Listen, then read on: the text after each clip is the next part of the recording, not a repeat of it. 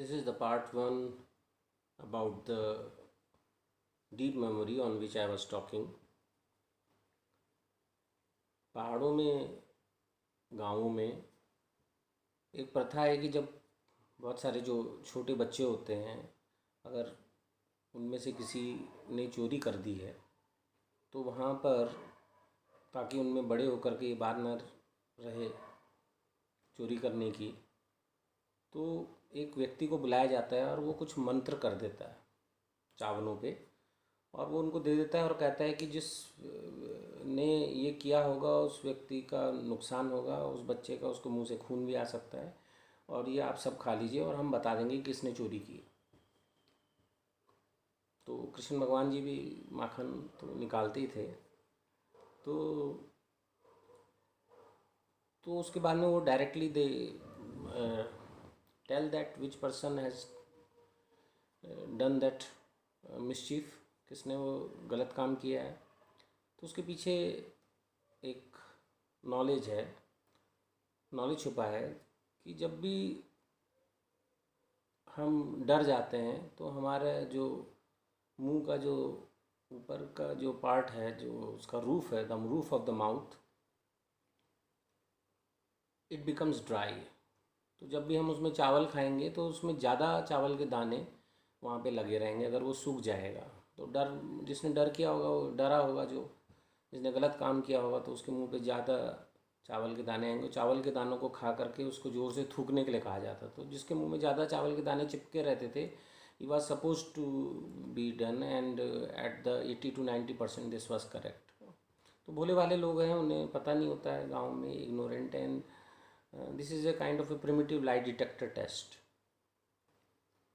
Depends on our autonomic nervous system. तो यहाँ पर I am continuing the part of the deep memory. तो deep memory में आपने, you must have noted that you never forget a horror film. कभी कोई ड्रावनी film आपने देखी होगी, आपको याद होगी हमेशा। It goes quite deep in your brain, and even it comes in your dreams later on.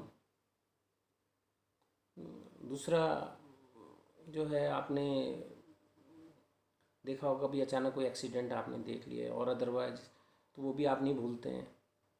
या आपने देख लिया कि कभी आप गाड़ी से जा रहे थे, अचानक आप वहाँ पे उछल गए, और उसके बाद में अगर वहाँ पे ठीक भी हो गई रोड, अगेन आप उस जगह पे थोड़ा सा धीमा हो जाते हैं अपने आप स्वतः ही, because your deep memory is working behind and is giving the message that deep impressions are there. So today the students, because they have to learn a lot, they also need to forget a lot.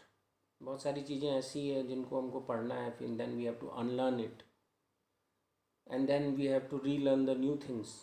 So it is very necessary, both the learning part and the deleting part. तो horror भी उसमें एक है, डर भी एक है. But now the student will say, sir, we don't have any kind of pain, we don't have any kind of our life is quite okay, we are well furnished, and having a our parents love us so much.